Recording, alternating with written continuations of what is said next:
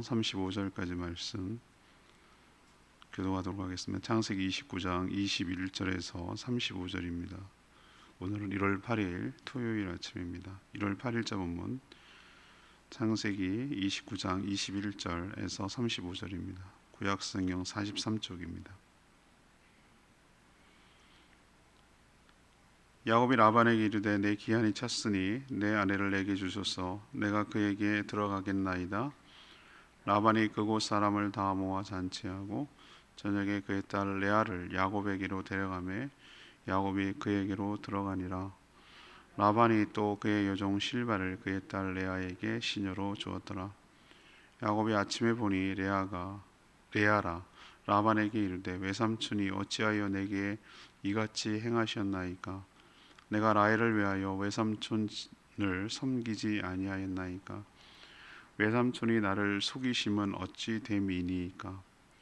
라반이 이르되 언니보다 아우를 먼저 주는 것은 우리 지방에서 하지 아니하는 바니라. 이를 위하여 7일을 채우라.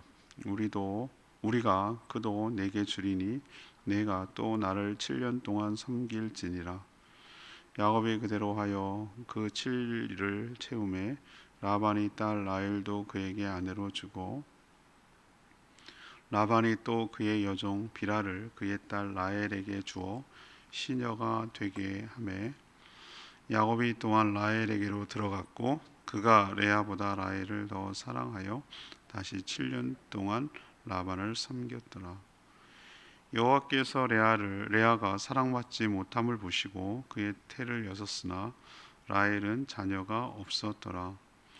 레아가 임신하여 아들을 낳고 그 이름을 르우벤이라 하여 이르되 여호와께서 나의 괴로움을 돌보셨으니 이제는 내 남편이 나를 사랑하리로다 하였더라.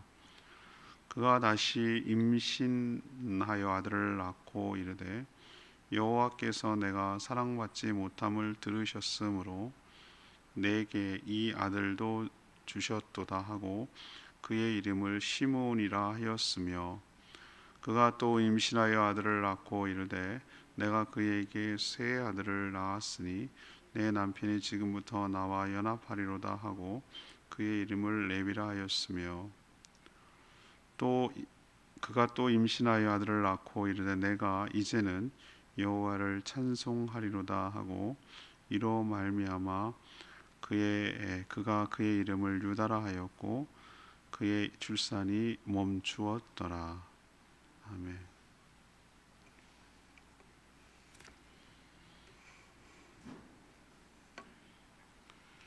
야곱은 라헬과 결혼할 생각에 7년을 며칠처럼 일했다고 했습니다. 그런데 결혼식이 됐을 때 첫날 밤에 보니 언니 레아가 신부가 되어 있었습니다. 라반은 자기 지방의 풍습을 이유로 야곱을 속인 것이죠.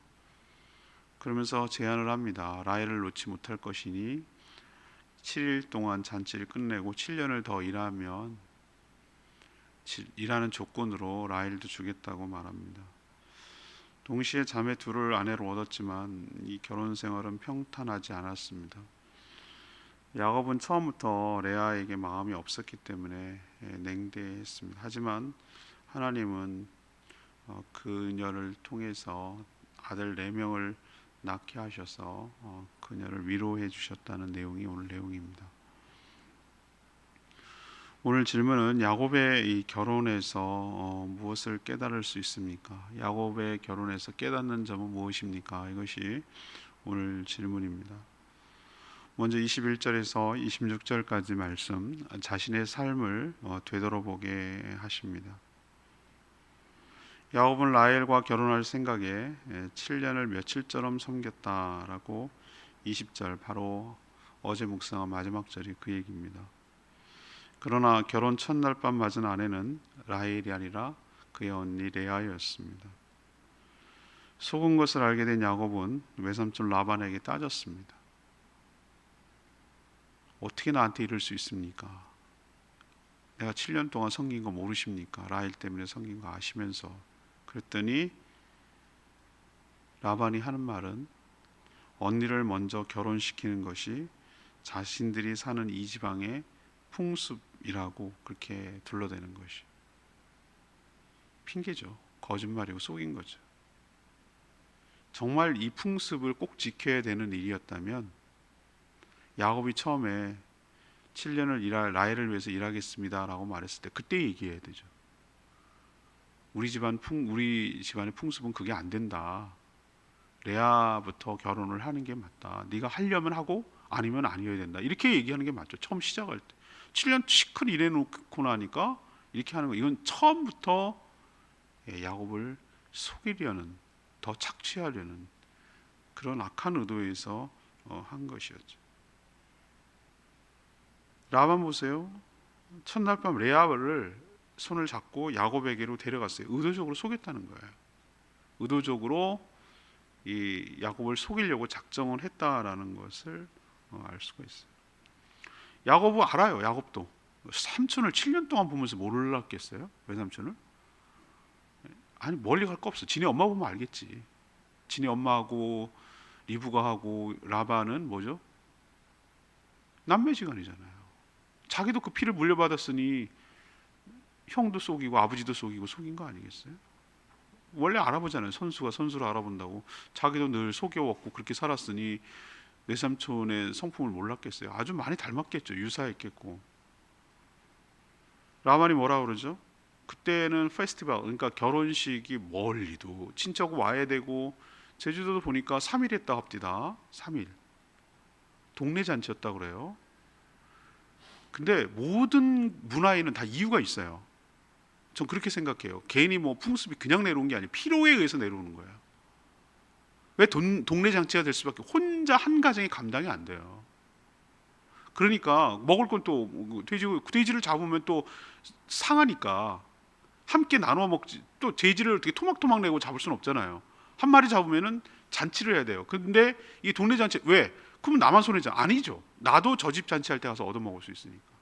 왜 3일 하는가? 교통이 불편해요.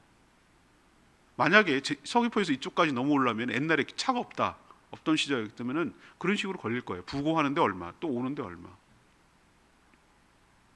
다 이유가 있는 거예요. 자, 여기도 보면 7일간 왜 했을까? 엄청나게 성대하게 하네. 멀리서 일가 친척이 다 모이고, 뭐 그때 아니면 또 먹을 기회도 없고, 그게 그냥 잔치기도 하고 축제기도 하고 축하하는 것도 하고 일가 친척들이 다 오고 가고 뭐 이런 여러 가지 것들을 한 7일 걸렸을 거라고 생각돼요. 근데 7일 잔치가 끝나면 그러면 또 일하면 주겠다. 이렇게 하면은 야곱이 일할 맛이 나겠어요? 그러니까 7일 잔치가 끝나면 내가 라헬도 너한테 주겠다. 그 대신에 7년을 또 일을 해야 된다라고 한 거예요. 여러분, 그럼 이런 상황에서 야곱이 제안을 안 받습니까 지금?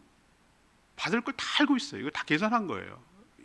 라반이 야곱의 그 마음을 모르겠어요. 잘 그 사랑을 이용해서 야곱이 라헬을 더 사랑한다는 걸 이용해 가지고 이 야곱의 노동력을 착취하려는, 어떻게 보면 악덕고용주죠. 악덕고용주. 갑질하는 거죠. 갑질. 야곱은 결국 따를 수밖에 없었어요. 야곱은 분통이 터지고 억울했겠죠. 그럴 겁니다. 25절에 보면 외삼촌이 어찌하여 내같이 이같이 행하셨습니까? 외삼촌이 나를 속이시면 어찌 됨입니까? 전 이 대사에서 여러분 뭘 느끼세요? 여러분 뭘 느끼세요? 저는 이거 보면서 너도 당해봐야 알겠지? 너도 그 심정 이해하겠냐? 라는 생각이 훅 들어오는 거예요. 자기는 안 속였나? 형님이 울고불고 하고 이를 갈고 아버지 죽기만 해봐라 내가 죽여버릴 거다 이렇게 말할 정도로 속이 상하게 만든 게 누구죠? 야곱이잖아요. 팥죽항으로 살살 속여가지고 장자권 빼앗고 아버지 속에서 축복권 빼앗고 이렇게 했던 생각이 떠오르지 않을까요? 사람이라면? 자기도 당해보니 그 사람이 이해되더라 이렇게 말하는 사람 굉장히 많아요. 제가 월요일 날인가요? 이렇게 얘기했어요. 하나님께서 왜 야곱을 안 가면 안 되는 상황, 자의반 타의반으로 떠나야 되는 상황을 왜 만드셨을까? 그리고 하필이면 왜 하란에 있는 외삼촌 집이었을까? 결혼이라는 거기 때문에 여러분 다 그래요. 여러분 다 제가 그랬잖아요. 축복을 주실 건데 이 야곱에게 축복 주십니다. 이제 다음이나 다음 주, 그 다음 주 정도 되면 이 얘기를 할 거겠지만 설교할 거겠지만 기억해 보시죠. 하나님께서 여러분에게 축복을 주시고 야곱에게 축복 주십니다. 근데 이런 상태로는 안 돼. 그 축복을 그렇게 했다고 하면은 자기가 그렇게 해서 축복을 받는다고 하면 이게 말이 안 되는 거예요. 그래서 하나님이 이 야곱에게 축복 주실 건데 축복 받을 수 있는 그릇을 만드시느라고 그 인품과 성격과 신앙과 이런 걸 다 다듬으시느라고 아주 혹독한 데다가 몰아넣으시는 거예요. 그래서 자기를 돌아보게 하시는 거예요. 자기를 돌아보게, 나의 모습을 보게 하는 거예요. 내가 어떻게 살았지? 내가 지금까지 어떻게 살았지? 라는 것을 자기를 돌아볼 수 있는 잘 좋은 기회가 뭐냐면 진 맨날 속이고 살았거든. 근데 자기가 속 당하니까 속이 상하거든요. 그러면서 자기가 속이면서 사는 것에 그 상대방이 어떨까라는 것을 이해하게 되잖아요. 저는 심는 대로 거두는 것이 하나님의 법칙이라고 생각하고 또 이것이 하나님의 다루어가는 방식이다라고 저는 생각을 하는 것이죠. 어쨌든 야곱은 이런 일을 계기로 자신의 삶을 되돌아볼 수 있는 기회가 생겼어요. 두 번째, 하나님은 어떻게 다루시는가 하냐면은 27절에 30절 말씀이에요. 하나님의 거룩한 뜻을 이루시는 것을 볼 수가 있어요. 제가 속담 이 라반하고 야곱 보면은 우리나라 속담이 아주 딱 맞는 속담이 있어요. 뛰는 놈 위에 나는 놈 있다고. 사기꾼이 누구한테 하게 되겠어요? 더 센 사기꾼한테 당하는 거예요. 쫄깃하거든요. 그런데 야곱 위에 라반이 있는 것이죠. 그런데 저는 여기다 한 수 더 떴어요. 야곱 위에 라반, 라반 위에 누구? 하나님이 계세요. 하나님이 계시다는 거 이 둘은 몰라. 하나님이 계셔요. 속고 속이는 난장판 가운데 하나님은 이런 이들의 속고 속임을 통하여서 멀리 보면 자신의 계획을 착착 이뤄가고 계시는 것을 전 보여요. 이제는 보이더라. 라반은 두 딸을 야곱에게 주었을 때 여종을 딸려 보냈어요. 그 딸들을 잘 이렇게 시중 들고 하라는 거죠. 시녀죠. 돌보라는. 레아는 실바를 붙였고요. 라헬은 비라를 붙여주었어요. 자기 딸을 아끼는 마음에서 그랬겠죠. 가서 좀 시중하고 거들고 이렇게 하라는 그런 의도죠. 그런데 다음 주 월요일 날 이제 하겠지만 두 자매 출산 경쟁 때문에 이 두 몸종은 졸지에 자기는 원하지도 않았는데 자기 안주인이 요구해서 야곱의 첩으로 바뀌어요. 첩으로 바뀝니다. 그래서 야곱은 동시에 몇 명? 4명의 아내가 생겼어요. 4명. 한 명도 감당이 안 되는데 4명. 그것도 자매. 그것도 자매의 몸종. 이거 완전 저기 조선시대 궁중에서 벌어지는 일 같지 않습니까? 뭐 이렇게 무슨 뭐 장희빈 뭐 무슨 그런 느낌 안 드세요? 이게 벌써 예고가 되잖아요. 이게 눈에 이렇게 선하잖아요. 이렇게. 그리고 그 사이에서 출산 경쟁이 일어나가지고 여러 명의 자녀가 태어나요. 이제 다음 주에 묵상을 하겠지만 이 레아는 하나님께서 자녀를 사랑을 못 받으니까 남편에게 자녀가 생겨요. 오늘은 이제 4명 낳지만 또 나중에 또 2명 더 낳습니다. 딸 디나까지 낳아요. 그래서 7명 낳거든요. 아들 6에 그 다음에 몸종은 각각 2명씩 태어나요. 2명. 그리고 이 자기가 좋아하는 라헬은 이제 막 애가 안 생겨요. 앙탈 부리고 난리를 칩니다. 그래갖고 하나님께 불쌍히 여겨가지고 준 아들이 첫 번째가 요셉이에요. 그 유명한 요셉. 그리고 막내 베냐민이 태어났는데 베냐민이 낳다가 죽어요. 옛날에 산부인과도 없고 그러기 때문에. 그래서 결국 몇 명입니까? 12명이에요.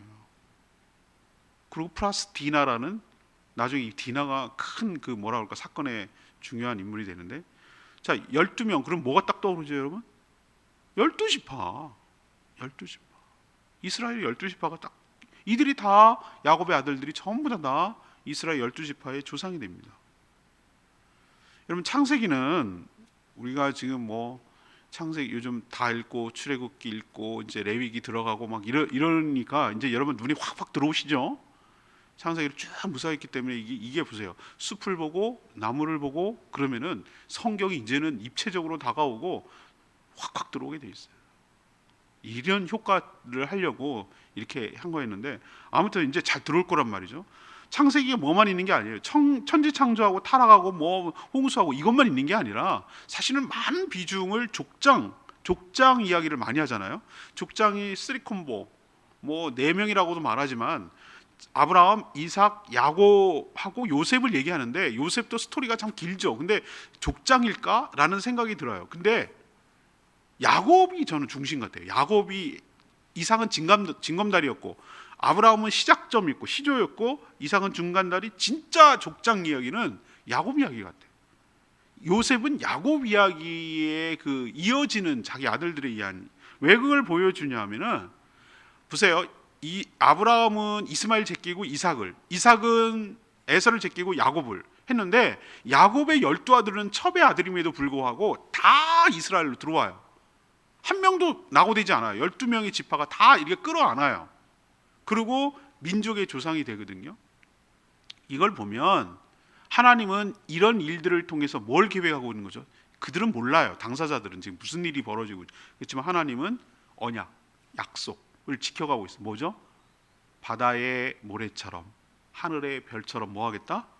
자손이 번성하고 많아지게 될 거라는 그런 말씀을 지금 착착착 안에 4명을 한꺼번에 줌으로 인해서 이루어가고 있는 것을 볼 수 있어요.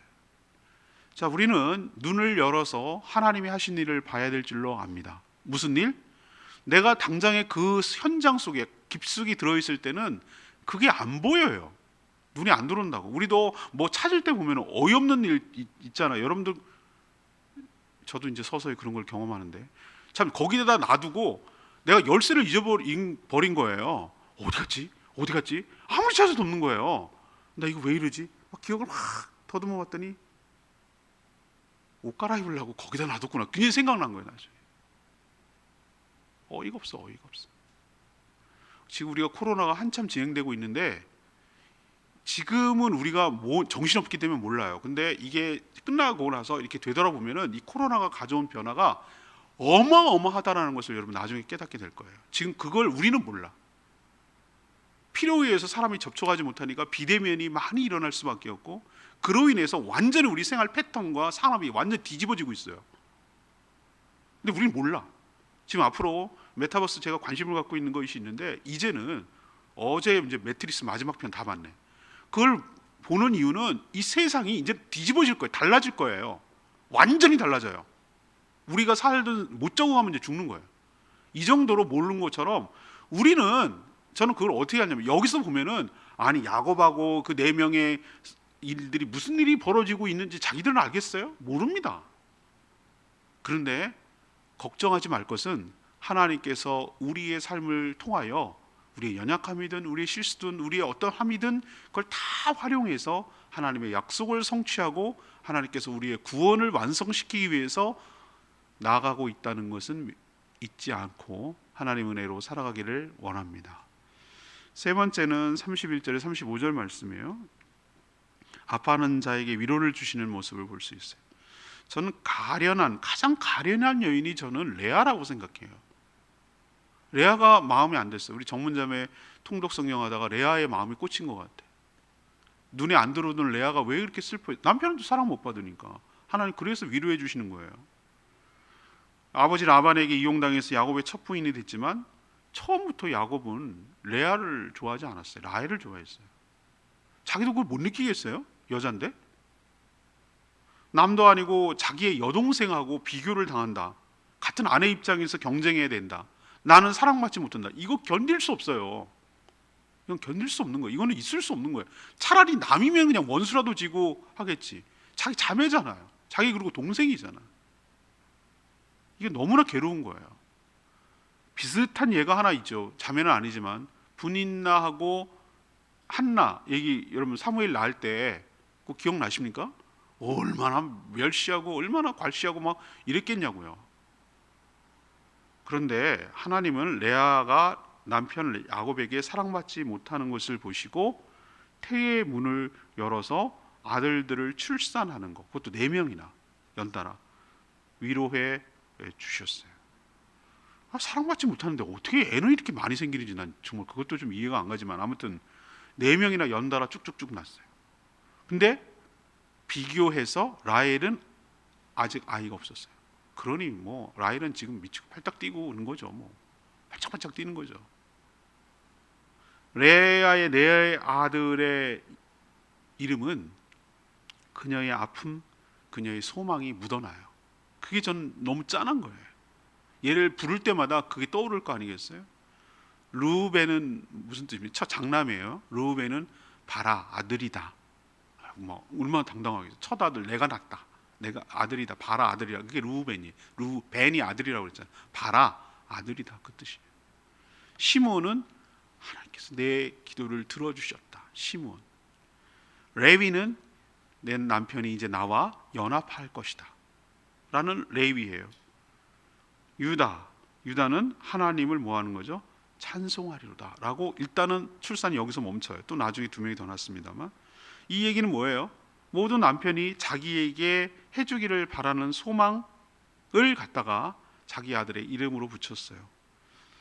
남편의 사랑이 없어도 하나님이 대신 위로해 주시니 마지막 유다는 하나님을 찬송하리로다. 그 은혜에 감사하며 하나님을 찬양한다는 뜻이었어요. 희한하죠? 우리는 요셉이 이스라엘을 대표하고 이끌어갈 것 같죠. 북이스라엘을 대표하는 므낫세, 에브라임 지파가 요셉의 2 아들이에요. 이끌어가는 건 맞아요. 근데 하나님 희한하게 이 레아의 4번째 아들 유다를 통해서 이스라엘 12지파를 대표하게 만들고, 르우벤도 아니에요, 장남. 유다를 통해서 찬송하리로다 하는 이 유다를 통해서 12지파를 대표하고, 모든 지파가 다 망했는데 유다만 남았어요. 남유다만 남아가지고, 물론 포로로 끌려가긴 했으면 다시 돌아와서 예수님 당시에는 누구만 딱 남냐면 유다 지파만 이스라엘을 대표해요. 그래서 유대인, Jewish라고 말하는 유대인은 다 지파는 다 떨어져 나가고 결국 누가 이어받았다는 거예요? 유다 지파가 이 전체를 대표하는 꼴이 돼버리고 말았어요. 하나님이 이렇게 레아를 위로해 주신다는 거 알 수 있어요. 우리도 보면 하나님께서 한쪽으로만 몰아가지 않으세요. 우리가 맨날 고난만 있고 고통만 있고 힘든 일만 있으면 우리가 어떻게 숨쉬고 살겠어요? 힘든 일이 있어요. 근데 하나님 동시에 뭐도 주시죠? 우리가 숨 쉴 수 있는 공간을 주시고 위로해 주시고 우리의 마음을 만져주시는 분인 줄로 믿습니다. 제가 이찬수 목사님 한 설교 내가 아직도 기억이 난다 그랬잖아요. 여기 와서 세미나 했는데 하나님 목회자에게 딱 이렇게 고난도 주시고 어려움을 엄청 많이 주신대요. 어려움이 없으면 기도를 안 하고 마음이 나태해지고 그러면은 목회 망하니까 계속 어떤 그 신경 쓸 일이 생기게 하고 마음에 어려움을 주고 힘들게 하고 그렇게 준대요. 그런 것 같아요, 지금 생각에. 근데 이것만 있으면 사람이 어떻게 살겠어요? 그러면 낙담하고 좌절하고 포기하고 우울증 걸리고 그냥 끝나는 거예요. 뭐 하나님 뭐라냐면 시소처럼 이쪽에다가 기쁨과 위로와 보람과 이거를 주신대, 얹어 주신대요. 근데 그 균형이 거의 비슷하대요. 거의 비슷하대요. 한쪽으로 길지 않는데 이쪽으로. 근데 하나님이 뭐라고 그러시냐면 살짝 기쁨이 위로가 조금 더 많게 해주신대. 그 표현이 다 너무 웃겼어요. 조금 더 많게 해주신대. 그래서 약간 이렇게 균형을 유지하면서 약간 이렇게 치우치게 해주신대. 그래서 가게 만드신대. 야, 이 절묘한 표현인데 제가 그걸 들으면서 그 생각이 아직도 나요. 아, 그렇구나. 레아는 참 불쌍해. 내가 원한 것도 아니었잖아. 내가 결혼하고 싶다 그랬어. 그런데 아버지 이용당하고 남편한테 사랑받지 못하고 뭔 인생이 이러냐고. 근데 하나님께서 그녀에게 이렇게 자녀를 주심으로 인해서 위로해 주시고 기쁨을 주시는 줄로 압니다. 우리도 하나님께서 힘든 일만 주시는 것이 아니라 우리가 숨쉬고 살아갈 이유와 목적이 생기도록 보람과 위로를 해 주실 줄로 믿습니다. 오늘 레마의 말씀이 33절 말씀.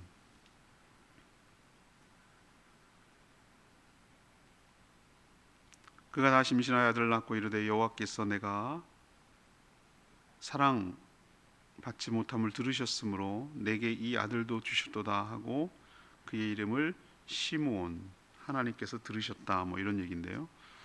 레아가 자신의 삶을 해석하는 장면이에요. 그는 자신에게 일어난 일들을 누구와 관련지어서 생각했죠? 하나님과 관련지어서 생각했어요. 하나님과. 전 이 태도가 굉장히 중요하다고 생각해요. 하나님도 자신의 처지를 잘 알고 아시고 자신의 기도를 들어주셔서 아들을 주셨다라고 말해요. 그래서 자신의 기도를 들으셨다라는 뜻으로 시몬, 들었다라는 말로 이름을 지었어요. 동시에 자신의 남편인 야곱이 자신의 이 아픈 사랑을 고파하는, 사랑받고 싶어하는 이 마음의 소리도 남편도 듣게 되기를 원한다라는 의미로 시몬이라고 적으신 것이에요. 하나님은 약한 자를 더 귀하게 여기시며 돌봐주십니다. 내가 연약할수록 더욱 귀히 여기사. 그 찬송 가사 기억나십니까? 내가 연약할수록 더욱 귀히 여기사. 맞아요. 높은 보좌 위에서 나를 보신다고 그랬어요. 저 그 가사 이렇게 찬송할 때마다 그 은혜가 돼요.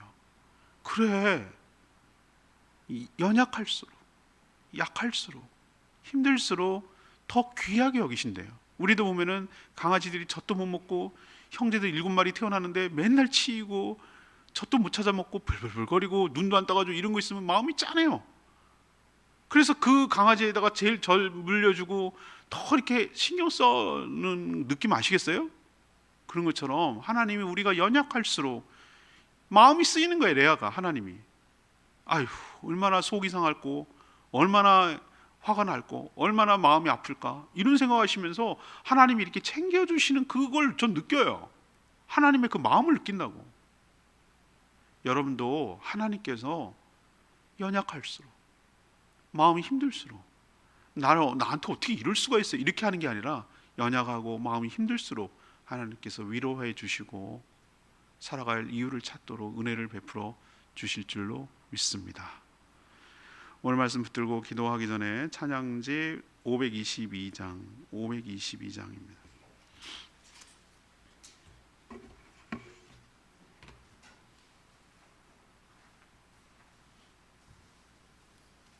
찬양지 522장 사랑합니다 나의 위로 되신 주 522장 같이 부르겠습니다.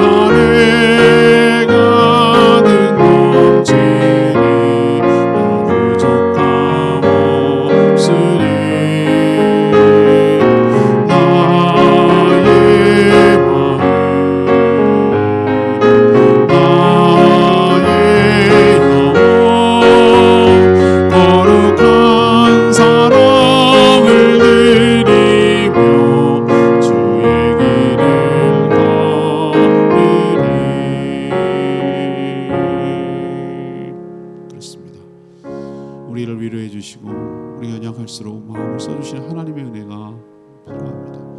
하나님을 사람을 다루시는 것이 우리 생각하는 것보다 훨씬 더 깊어요. 우리 당사자들은 그것을 못 깨닫지만 하나님 우리를 가장 좋은 길로 선한 길로 인도하시고 힘들고 어려운 일만 주시는 것이 아니라 그 가운데도 피할 길을 주시고 위로해 주시는 하나님이신 줄로 믿습니다. 올 한 해 주님의 은혜 가운데 살기를 원합니다. 우리를 위로해 주시는 그 하나님의 손길을 경험하며 기도합니다. 주여 하나님 사랑합니다. 나의 위로 되신 주 또 내 눈물 닦아주시 자비하신 아버지 찬송합니다. 나의 힘이 되신 주 내가 약할 때 주 능력이 날 붙들어 주시네. 주의 사랑 주의 은혜 내 안에 가득 넘치니 나 부족함 없으리. 나의 마음 나의 영혼 거룩한 사랑을 드리며 주의 길을 걸으리. 하나님, 야곱처럼 우리에게 일어나는 모든 일들은 단 하나도 이유와 목적이 없는 것인 줄 믿습니다. 레아처럼 자신의 인생을 하나님의 관점에서 해석하고 받아들이게 하여 주시옵소서. 우리에게 어려움을 주시는 것은 자신의 삶을 돌아보라는 하나님의 신호로 받게 하여 주시고, 나로 인해서 아픔과 상처를 받은 사람이 없는지 살펴보게 하여 주시옵소서. 하나님은 아파하는 자를 주목하시고 위로해 주시는 고마운 분인 줄 믿습니다. 사람이 아닌 하나님께 위로를 구하며 받게 하여 주시옵소서.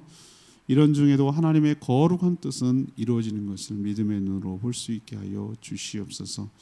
오늘도 간구하는 기도 주님께서 응답하시며 주일을 준비하는 모든 손길들 복되게 하옵소서. 내일 거룩한 주일 모든 성도들이 예배당에 나와 하나님을 영광 돌리며 찬양하며 경배하며 또 말씀을 배우며 하루를 거룩하게 보낼 수 있도록 은혜를 베풀어 주시옵소서. 주님께 모든 것 맡겨놓고 예수 그리스도의 이름으로 축복하며 기도합니다. 아멘. 오늘 하루도 주님의 은혜 가운데 살기를 축복합니다. 기도 후에 성탄 투정 우리가 주일